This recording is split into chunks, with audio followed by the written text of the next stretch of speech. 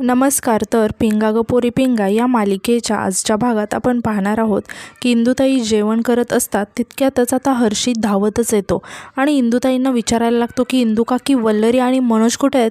तेव्हा इंदुताई त्याला सांगतात की आतमध्ये आहेत. तेव्हा हर्षित लगेचच त्यांना आवाज द्यायला लागतो. तेव्हा मनोज आणि वल्लरी दोघेही बाहेर येतात आणि हर्षितला असं इतकं घाबरलेलं पाहून विचारायला लागतात की काय झालं. तेव्हा हर्षित त्यांना सांगतो की मी दरवाजा कधीपासून वाजवतोय पण प्रेरणाताई आत आहेत, दरवाजा उघडत नाही आहेत त्या. तेव्हा मनोज हर्षितला समजावत म्हणतो की टेन्शन घेऊ नको, सगळं ठीक असेल. तेव्हा वल्लरी म्हणते की आणि यावेळेस त्या कुठे बाहेरही नाही जाणार, घरातच असतील. तेव्हा हर्षित म्हणतो की प्रेरणाताईंना फोन पण करून बघितला, फोन आतून वाजतोय पण कोणी उचलत नाही आहे. मी अजितला पण फोन लावायचा ट्राय केला की त्याला काही माहिती आहे का नाही, पण त्याचा फोनच लागत नाही आहे, काय करायचं काहीच समजत नाही आहे. तेव्हा मनोज हर्षितला म्हणतो की अरे तुझ्याकडे लॅचची चावी असेल ना, त्याच्याने उघड. तेव्हा यावर हर्षित म्हणतो की अरे मनोज, लॅच लागत असेल तर मी इथे कशाला आलो असतो, त्यांनी आतून कडी लावली असणार आहे. खूप टेन्शन आलं यार, काही सुचत नाही आहे काय करावं. तितक्यात आता इंदुताई म्हणतात की अरे मगाशी वल्लरी गेली होती ना प्रेरणाकडे. तेव्हा मनोज आणि हर्षित दोघेही आश्चर्याने वल्लरीकडे बघायला लागतात. आता मनोज विचारतो की वल्लरी, तू गेली होतीस प्रेरणाताईंकडे. तेव्हा हर्षितसुद्धा विचारतो की वल्लरी ताई, तुम्ही गेला होतात प्रेरणाताईंकडे, त्यांनी काही सांगितलं का तुम्हाला की त्या कुठे बाहेर वगैरे जात आहेत. तेव्हा वल्लरी सर्वांना म्हणते की एक मिनिट, मी कधी गेले प्रेरणाताईंना भेटायला, मी नाही गेले त्यांना भेटायला आणि मला नाही माहिती आहे काहीच. तेव्हा यावर इंदुताई शॉक होऊन वल्लरीला म्हणतात की बापरे, किती खोटं बोलते ही. अरे मगाशी मला सांगून गेली होती म्हण्या की सासूबाई मी प्रेरणाताईंकडे चालले म्हणून, आणि आता नाही म्हणते. तेव्हा हे ऐकून वल्लरी आश्चर्याने म्हणते की सासूबाई काय बोलताय तुम्ही, मी जर माझ्या मैत्रिणींना भेटायला गेले होते तर मला माहिती असेल ना, मला का नाही आठवणार ते. तेव्हा यावर मनोज वल्लरीला म्हणतो की वल्लू अगं जरा नीट आठव, तू गेली होतीस का भेटायला. तेव्हा इंदुताई म्हणतात की म्हण्या अरे गेली जरी असली ना तरी नाही सांगेल, ही इतकी खोटारडी आहे. तेव्हा वल्लरी म्हणते की अरे मी का खोटं बोलेल, मी खरं सांगते, मी नाही गेली प्रेरणाताईंना भेटायला. तेव्हा हर्षित सर्वांना थांबवत म्हणतो की प्लीज आत्ता वाद घालत नका बसू, प्रेरणाताई आतमध्ये अडकल्यात आणि आपल्याला त्यांना सोडवायला पाहिजे. तेव्हा लगेचच आता सर्वजण प्रेरणाला बघायला तिथून निघून जातात. तर यानंतर आता दरवाजा उघडून सर्वजण आत येतात तर प्रेरणा तिथे बेशुद्ध पडलेली असते. हे बघून सगळेजण खूप शॉक होतात आणि प्रेरणाला जाऊन उठवायला लागतात. आता वल्लरीसुद्धा प्रेरणाला उठवत असते. तेव्हा प्रेरणाला आता शुद्ध येते. तेव्हा समोर वल्लरीला बघून प्रेरणा खूप घाबरून जाते आणि इंदुताईला पकडते. इकडे वल्लरी प्रेरणाला लगातार विचारत असते की अहो प्रेरणाताई काय झाले, आणि तिथेच आता ते जळालेलं स्वेटर आणि सुया अशा बाजूला पडलेल्या असतात. आता हे बघून वल्लरी आश्चर्याने विचारायला लागते की ह्या सगळा काय प्रकार आहे. प्रेरणा मात्र वल्लरीकडे बघून खूप घाबरलेली असते. आता मनोज म्हणतो की मी काय म्हणतो, इथे बोलत नको बसायला, आपण आपल्या घरी जाऊया. तर यानंतर आता हे सगळे प्रेरणाला इकडे वल्लरीच्या घरी घेऊन येतात. प्रेरणा खूपच घाबरलेली असते आणि ती इंदुताईंना पकडून बसलेली असते. वल्लरी हे बघून खूप टेन्शनमध्ये आलेली असते आणि ती प्रेरणाला विचारत असते की अहो प्रेरणाताई, तुम्ही ठीक आहात ना, काय झालं हे सगळं, असं कसं घडलं तुम्हाला, कुठे काही लागलं तर नाही आहे ना, आणि पेट कसा घेतला त्या स्वेटरने. तेव्हाच आता हर्षित ते जळालेलं स्वेटर घेऊन येतो आणि प्रेरणाला ते दाखवत विचारायला लागतो की प्रेरणाताई काय आहे प्रकार हा. तेव्हा हे बघून वल्लरी खूप घाबरते आणि प्रेरणाला विचारते की प्रेरणाताई काय आहे सगळं, प्लीज मला सांगा ना. आता प्रेरणा इंदुताईंना मिठी मारून खूपच रडायला लागते आणि वल्लरीला बघून ती खूपच घाबरलेली असते. तर इकडे वल्लरी प्रेरणाला लगातारच विचारत असते की काय झालं आहे, सांगा ना मला. तेव्हा हे ऐकून इंदुताई रागातच वल्लरीला म्हणतात की वा गं वा वल्लरी, काय नाटकं करता येतात ना गं तुला, तुझ्या वेडेपणात तूच जाळला असशील तो स्वेटर, आणि बिचारा त्या 2 जीवांच्या बाईला विचारतेस तोंड वर करून. तेव्हा हे ऐकून वल्लरी खूप शॉक होते आणि इंदुताईंना म्हणते की सासूबाई, मी असं का करेन, मी पुन्हा पुन्हा तेच सांगते, मी जर प्रेरणाताईंना भेटायलाच नाही गेले तर हे सगळं होण्याचा काय संबंध आहे, मी का जाळीन ते स्वेटर. तेव्हा इंदुताई वल्लरीला म्हणतात की का खोटं बोलतेस वल्लरी तू, आणि त्या प्रेरणाला विचारायला लागतात की प्रेरणा सांग तूच आता की काय झालं आहे नेमकं, वल्लरी आली होती ना तिकडे. तेव्हा प्रेरणा घाबरत मान डोलावून नाही म्हणून सांगते. तेव्हा इंदुताई तिला म्हणतात की हे बघ, कुणालाच घाबरू नको, सांग आम्हाला की कोणी काही केलं हे सगळं. तेव्हा आता मनोज यावर इंदुताईंना म्हणतो की आई झालं तुझं समाधान, प्रेरणाताई स्वतः म्हणतायत की या सगळ्याचा वल्लरीशी काहीच संबंध नाही आहे, तुला फक्त वल्लरीला दोष द्यायचा असतो आणि ती गेलीसुद्धा नव्हती तिकडे. यावर हर्षितसुद्धा म्हणतो की हे बघा इंदू काकी, मला पण असंच वाटते की वल्लरी ताईने काही नाही केलं, तेव्हा इंदुताई हर्षितला म्हणतात की हो बोल, आता तू सुद्धा मलाच बोला, मन्या काय कमी होता का, आता तू सुद्धा तिचीच बाजू घे. मला पण खात्री आहे आत्ता आणते सगळ्यांसमोर खरं की नेमकं काय झालं आहे ते. आणि त्या पुन्हा प्रेरणाला विचारायला लागतात की प्रेरणा, तुला तुझ्या बाळाची शपथ आहे, आणि म्हणतात की आता तू अजिबात खोटं बोलायचं नाही. तेव्हा हे ऐकून प्रेरणा खूप रडायला लागते. तेव्हा इंदुताई प्रेरणाला विचारतात की प्रेरणा सांग मला, कुणी केलं हे सगळं. तेव्हा प्रेरणा रडतच वल्लरीकडे बघायला लागते आणि म्हणते की वल्लरी. तेव्हा हे ऐकून सगळ्यांना खूप मोठा धक्का बसतो आणि सगळे शॉक होऊन प्रेरणाकडे बघायला लागतात. आता प्रेरणा खूप रडायला लागते. तेव्हा हे बघून वल्लरी प्रेरणाला म्हणते की प्रेरणाताई, तुम्ही असं कसं बोलू शकता, तुम्ही माझ्यावर आरोप करताय. आणि ती सुद्धा रडायला लागते आणि म्हणते की मी स्वप्नातसुद्धा असा विचार करू शकत नाही की मी असं कधी वागेन. आणि म्हणायला लागते की मी यांच्या बाळाचं स्वेटर नाही जाळलं आहे, मी असं काहीच नाही केलं. तेव्हा यावर प्रेरणा म्हणते की तुला कदाचित काहीच आठवत नाही आहे, पण अगं मी खरं बोलते, काही वेळापूर्वी तू तेजाच्या घरी आलीस आणि मी एकटीच होते घरात. तू आलीस ना तेव्हा तू मला जाब विचारायला लागलीस. अगं मी स्वेटर विणायच्या सुया आणि लोकर तुला दिलं नाही ना, मी का दिलं नाही असा जाब विचारायला लागलीस. आणि तू काहीतरी विचित्रच वाटत होतीस. अगं काहीतरी वेगळ्याच भाषेत बोलत होतीस, सारखं म्हणत होतीस तू खोटारडी आहेस, खोटारडी आहेस. तेव्हा हे ऐकून सगळेजण खूप शॉक झालेले असतात आणि प्रेरणाकडे बघत असतात. आता प्रेरणा खूप रडत असते आणि रडतच सांगत असते की मला म्हणत होतीस तू की खोटारड्या माणसांना देव शिक्षा देतो आणि माझा गळा दाबलास तू. आणि मी जेव्हा म्हणाले मला माझ्या बाळासाठी सोड, तेव्हा तू मला सोडलं, पण म्हणाली की काहीतरी शिक्षा तर झालीच पाहिजे ना. मग तू त्या अर्धवट विणलेल्या स्वेटरकडे बघितलंस आणि तो स्वेटर पेटला आणि जळायला लागला. आणि ती परत घाबरून इंदुताईंना मिठी मारून खूप रडायला लागते आणि म्हणते की मी खरंच सांगते, मी नाही खोटं बोलत आहे. तेव्हा हर्षित प्रेरणाला समजावत म्हणतो की प्रेरणाताई प्लीज शांत व्हा. आता प्रेरणाचं हे सगळं बोलणं ऐकून वल्लरीसुद्धा खूप शॉक झालेली असते आणि तिला काहीच कळत नसतं की नक्की काय घडलं आहे ते. आता इंदुताई मनोजला म्हणतात की अरे तुझ्या बायकोला ना भूताने झपाटले, तू विश्वास ठेव, हे काहीतरी वेगळं आणि विचित्रच आहे. यावर हर्षित मनोजला म्हणतो की मनोज, मला असं वाटतं की आपण प्रेरणाताईला इथे नाही ठेवू शकत, त्यांच्यासाठी त्यांच्या घरी जाणंच सेफ आहे. मी एक काम करतो, मी त्यांना त्यांच्या घरी जाऊन सोडून येतो.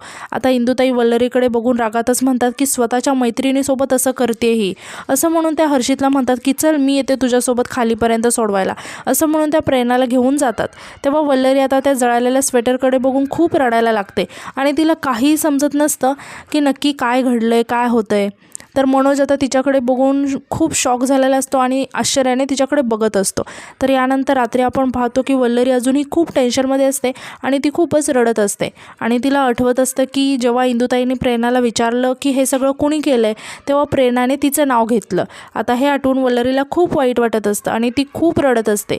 तितक्यात आता मनोज तिथे येतो आणि तो वल्लरीला असं रडताना बघतो, मात्र तो तिला काहीच बोलत नाही आणि रागात जाऊन झोपून घेतो. तेव्हा हे बघून तर वल्लरीला खूप वाईट वाटतं.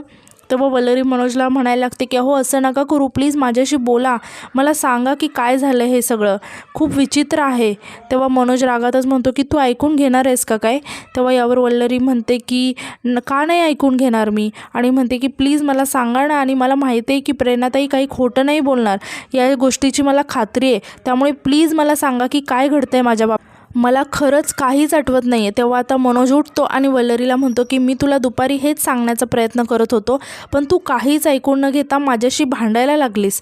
तेव्हा हे ऐकून वल्लरी आश्चर्याने विचारते की दुपारी आपलं बोलणं कधी झालं, आपण काही बोललोच नाही, तर मी कधी भांडले तुमच्याशी. तेव्हा यावर मनोज खूप शॉक होतो आणि वल्लरीला म्हणतो की वल्लू अगं काय बोलतेस तू, अगं वाटेल ते आरोप करत होतीस तू माझ्यावर. तेव्हा वल्लरी आश्चर्याने म्हणते की मी तुमच्यावर आरोप करत होती, कसं शक्य आहे. हे ऐकून मनोज म्हणतो की अच्छा, मी तुला कंटाळलो आहे, मला दुसरं लग्न करायचं आहे, मी तुला वेडी ठरवतो आहे, मला माझी बकेट लिस्ट पूर्ण करायची आहे, असं कोण म्हणालं मग. तेव्हा हे ऐकून वल्लरी खूप शॉक होते आणि म्हणते की काय. तेव्हा मनोज म्हणतो की खरंच तू असा विचार करतेस माझ्याबद्दल. तेव्हा वल्लरी म्हणते की नाही, मी असं काही बोललेच नाही आहे, आणि बोलले जरी असले तरी मला काहीच आठवत नाही, असं म्हणून ती खूप रडायला लागते. तेव्हा हे ऐकून मनोज खूप चिडतो आणि म्हणतो की अच्छा, तुला काहीच नाही आठवत आहे ना, ठीक आहे, तू माझा अंत पाहतेस ना, मग हा विषय इथेच आपण संपवूया, मला याबद्दल काहीच बोलायचं नाही आहे, असं म्हणून तो रागातच तिथून बाहेर जाऊन झोपतो. तेव्हा हे बघून वल्लरी मनोजला समजावत त्याच्या पाठीपाठी जाते आणि त्याला म्हणायला लागते की प्लीज माझं ऐकून तरी घ्या. मनोज मात्र तिचं काहीही न ऐकून घेता बाहेर जाऊन झोपून घेतो. तेव्हा हे बघून वल्लरीला खूपच वाईट वाटतं. तर यानंतर दुसऱ्या दिवशी सकाळी आपण पाहतो की अजित त्याच्या कॅफेमध्ये असतो, तेव्हाच तिथे आता हर्षित येतो आणि हर्षितला बघून अजित म्हणतो की अरे हर्षित ये ना बस, आणि त्याला काही चहा कॉफी वगैरे हवं आहे नको हे विचारायला लागतो. तेव्हा यावर हर्षित सांगतो की काही नको, तू बस, मला ना तुझ्याशी बोलायचं आहे. तेव्हा हर्षित अजितला म्हणतो की ऐक ना, मी काय म्हणतोय, तेजा घरात नाही आहे पण काही प्रॉब्लेम नाही आहे, मी घर आता एकदम सगळं स्वच्छ करून ठेवलं, एकदम चकाचक करून टाकलं आहे, आपण प्रेरणाताईंना घरी घेऊन जाऊया ना. यावर अजित काही उत्तर न देता विषय बदलत विचारतो की तेजाचे बाबा कसे आहेत आणि ऑपरेशन वगैरे झालं ना नीट. तेव्हा हर्षित म्हणतो की हो सगळं व्यवस्थित झालं, पण काकूंना खूप टेन्शन आलं होतं. तेव्हा अजित म्हणतो की हे तर होणारच, पण सगळं बरं आहे हे ऐकून बरं वाटलं मला. तेव्हा हर्षित म्हणतो की बरं तू सांग की प्रेरणाताईंना घेऊन जाऊया ना तू एक काम कर की प्रेरणाताईंना फोन करून लगेच सांग की हर्षित तुला घ्यायला आला आहे. तेव्हा यावर अजित म्हणतो की हर्षित मी प्रेरणाला नाही पाठवत आहे तिकडे. तेव्हा हर्षित म्हणतो की अरे प्रॉब्लेम काय आहे, मी सांगितलं ना मी स्वतःच्या हाताने एकदम स्वच्छ करून टाकलं आहे घर, ती आमच्याकडे सेफ राहणार एकदम. तेव्हा यावर अजित म्हणतो की ते माहिती आहे मला, पण हे बघ वेगळ्या अर्थाने घेऊ नकोस, पण मला नाही वाटत की मी प्रेरणाला तिथे पाठवावं. तेव्हा हर्षित आश्चर्याने विचारतो की का. तेव्हा अजित म्हणतो की अरे काल वल्लरी ज्या प्रकारे. तेव्हा हर्षित म्हणतो की अरे अजित, वल्लरी ताईने जाणून बुजून थोडी ना केले सगळं. तेव्हा अजित म्हणतो की अरे मला माहिती आहे रे, वल्लरी मुद्दाम नाही करणार हे सगळं, पण तिला जो प्रॉब्लेम आहे त्यामुळे होतं आहे ना हे सगळं, पण आपण गॅरंटी घेऊ शकतो का की जे घडले ते पुन्हा होणार नाही म्हणून. तेव्हा यावर हर्षित म्हणतो की हे बघ अजित, मला असं वाटतं की सगळं आता ठीक होणार आहे. यावर अजित म्हणतो की अरे कसं हर्षित, माझी बायको प्रेग्नेंट आहे, अरे तिच्या बाबतीत काल जे काही घडलं त्यात प्रेरणाला बाळाला काय करणार आहे मग मी, त्यामुळे मी नाही पाठवणार आहे तिकडे प्रेरणाला. यावर हर्षित म्हणतो की जेव्हा तू कॅफेमध्ये असशील तेव्हा प्रेरणाताईंची काळजी कोण घेणार.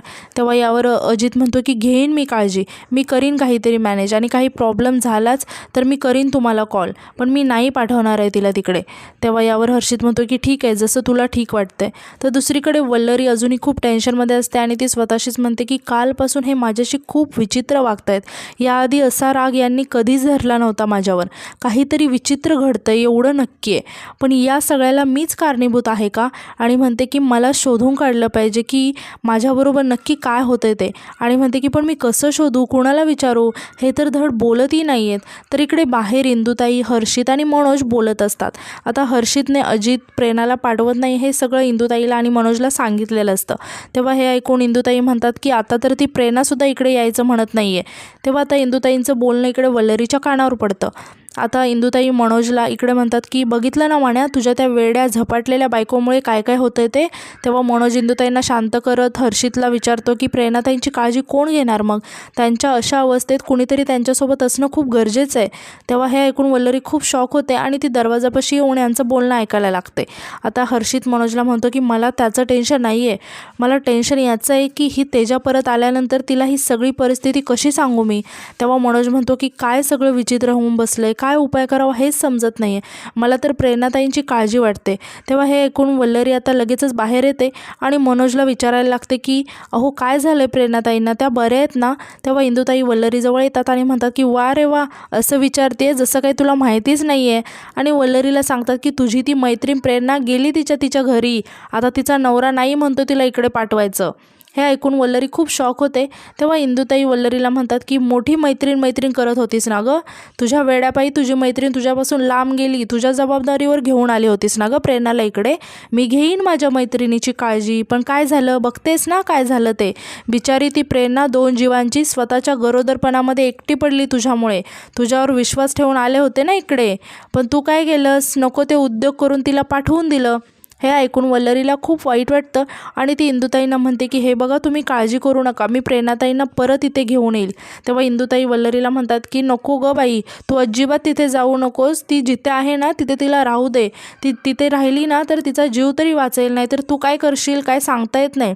आणि रागातच म्हणतात की हे बघ, तुझी सावलीसुद्धा तिच्यावर आणि तिच्या बाळावर पडायला नको आहे, आज तू स्वेटर जाळलास, उद्या तिला आग लावायला कमी करणार नाहीस.